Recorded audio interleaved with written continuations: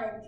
This is one of our books. It is called Into the Wild, Yet Another Misadventure by Doreen Cronin.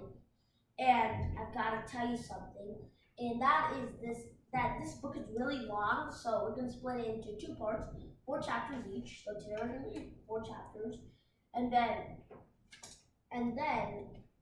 in the description box below, we will keep the link for the other YouTube video, that the second part, I mean, and all you have to do is just click it, and then the book will pop up, and then you also should watch that. You should like this video and also subscribe if you are new. So let's read our book.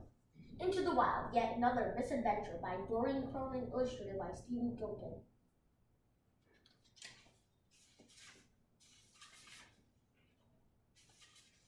Introductions. Welcome to the yard. The name is John Joseph Tully, JJ for short. I was a search and rescue dog for 7 years, but my days of dangerous missions and daring rescues are behind me. Sure, I miss being a hero, but Barbara's backyard is an okay kind of place once you get used to it. Everybody knows the rules and everybody follows them, except for the ...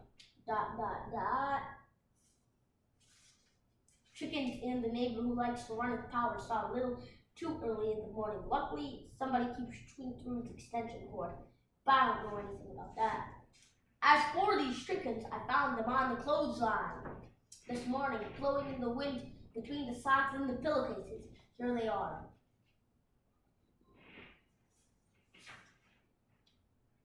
Dirt, short, yellow, fuzzy. Real name, Beep.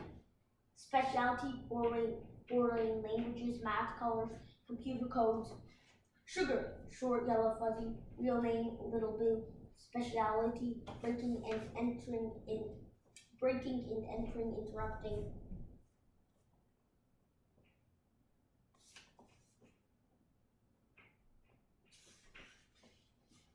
Poppy, short, yellow, fuzzy. Real name, Poppy. Specialty, watching the shoe. We'll explain later. Sweetie, short, yellow, fuzzy. Real name, Sweet Coconut Lucy. Specialty, none that I can see. So those are all the 4 chickens. How did you get up there? I asked them. When you left, no, replied Sugar. How long do you plan on staying up there? I asked. Until we have to pee, said Sweetie. Wait, were we supposed to get down to pee? Asked Poppy. Well, that's about all the chicken I can take in one day, then got themselves up there. They'll get themselves down. They're all yours. I have an extension cord to chew, but you didn't hear it from me.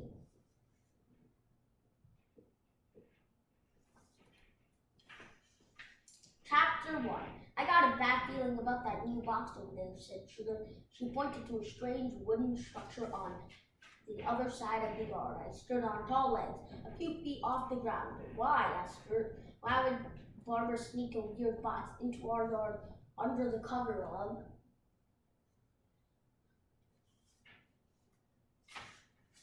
night?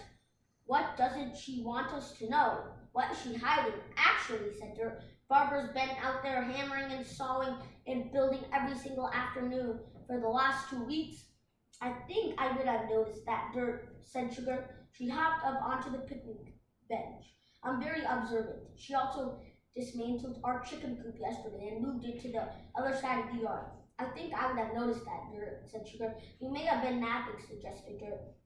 What I hear you saying, said Sugar, is that Barbara built a top secret box and the top secretly moved our chicken coop far, far away from it. That's what I hear. That's what I hear you saying. I didn't say that, said Dirt. Fine, answered Sugar, but that's what I heard.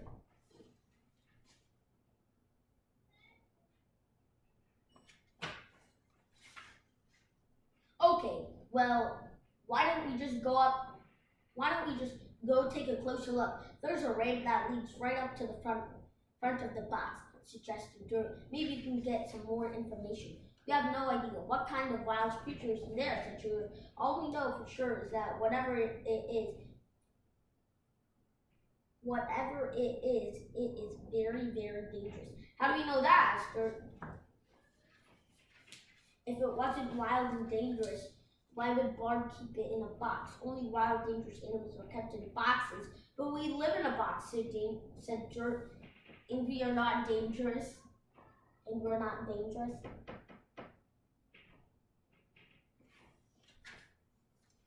So this one's probably Dirt, and this one's Sweetie, and this one's Sugar Bob. We haven't heard about this one yet.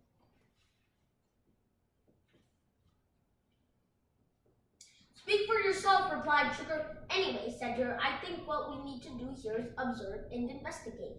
What I hear you saying, said Sugar, is that this is an extremely dangerous situation. Lives are at stake, and we should proceed with caution. That's what I hear you saying. I didn't say that, said Dirt. I didn't say that at all. Fine, said Sugar. That's what I heard.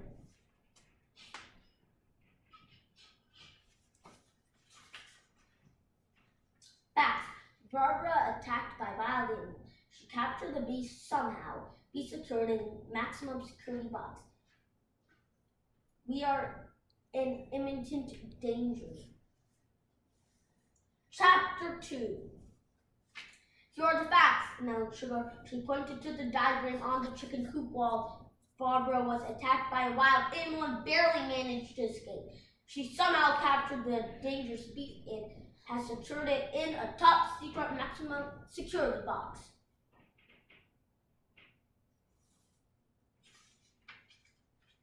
We are all imminent danger.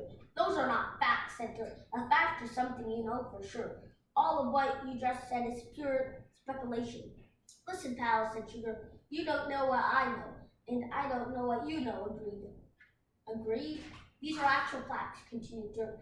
She said them out loud as she listened them on the wall. There's a new box in the yard. Barbara built it herself out of wooden wire. It has a latch on it. We don't know what's in it.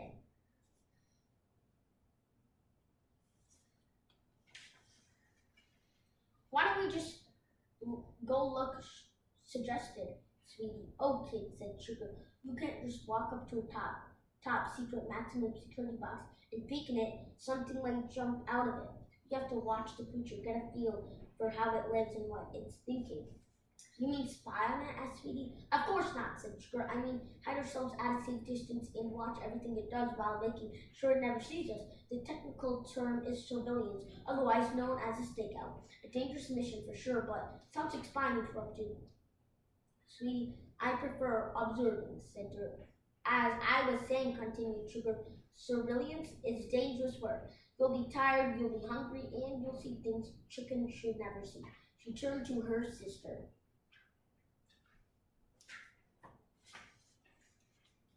Dirt walked us through. Dirt stepped up to the wall. Sugar and I, she began, will be here in the maple tree.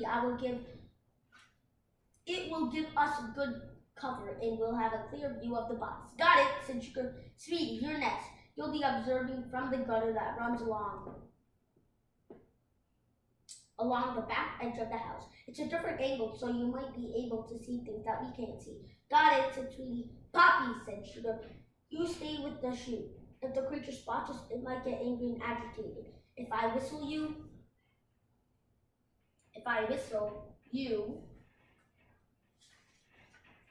run and get Mom or Gigi for backup. Got it? Got it, said Poppy. But if I hoot like an owl, explained Sugar, that just means I'm hungry and you should bring me more marshmallows. Got it, said Poppy. Wait, you have marshmallows? Stick with me here, but if you hear a honking sound, added Sugar, that means I'm chilly and you should bring me a sweater. Got it, said Poppy. But if I make a quacking sound, like a duck, started Sugar. Let's move on, interrupted Dirt. What I hear you saying, said Sugar, that I've given Poppy too many noises to keep track of, and I should probably keep things simple. Not to mention, owls are nocturnal and do not hoot during the day. That's actually exactly what I meant, said Dirt, surprised. Say what you mean, kid, said Sugar. Say what you mean! Sugar pulled 4 bags out of a box and gave one to each chicken.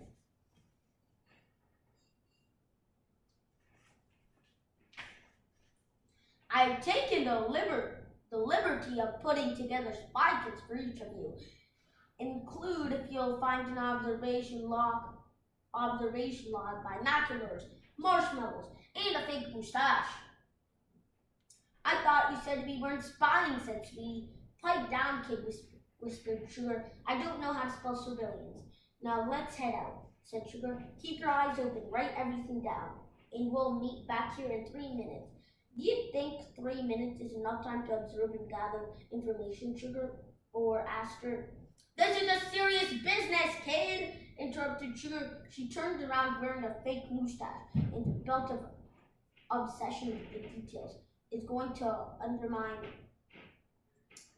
She turned around wearing her fake mustache and the belt made out of marshmallows. Your obsession with details is going to undermine all our observations. Dirt opened her beak to say something.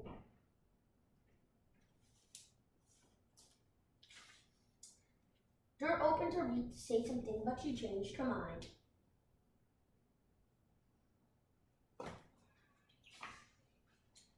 Okay, so we read 2 chapters. Now we're on to our 3rd chapter. And let's read it. Right now, looking in the picture, I think like they're going to investigate or observe or spy on what's in the box. So let's read. Chapter 3. What is it? Asked Sugar, sitting behind her sister. Holy Dirt, lying with a sharp dirt and Sugar, had a clear view from a tree limb, about 15 feet above the ground. The box is in the shade, and whatever is inside the box, it's kind of grayish, so I can't make it out. But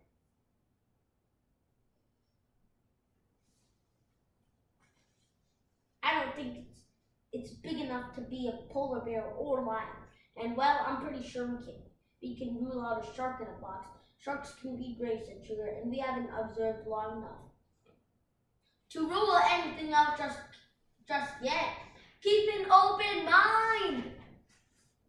I'm ruling out sharks, said Dirt. Suit yourself. What is the not a shark doing? Asked Sugar impatiently.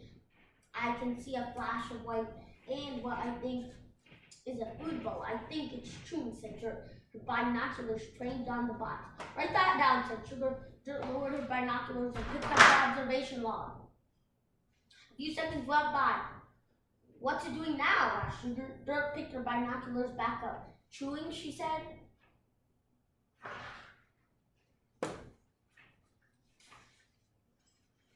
Write that down, said Sugar. Dirt lowered her binoculars and picked up the observation log. A few seconds went by. What's it doing now? Asked Sugar. Dirt picked her binoculars back up. Chewing, she repeated. Write that down, said Sugar. Sharks chew. Are you sure it's not a shark? Wouldn't it be easier if I just tell you what I see and you write it down in the log? Said Dirt. No one, said Surveillance was easy, kid, answered Sugar. If you do all the work, how will you learn anything? Dirt shook her head and turned her attention back to the binoculars. Stop chewing, announced Dirt. Write that down, said Sugar. Every detail is important. Sugar and Dirt sat in silence for a minute. Then Sugar took out her own binoculars and focused on the box. Dirt's writing everything down, and Sugar's in the binoculars and like trying to see what's in the box. Time to call it a day, kid. 3 minutes is up. I'm not sure 3 minutes is enough time to really observe something and gather information, said Dirt. Sugar turned around.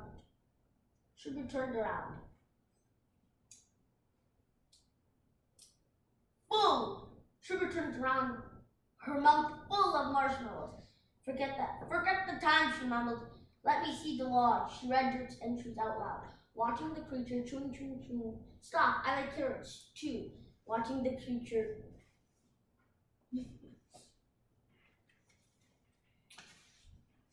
Hopping. Stop, are you dangerous?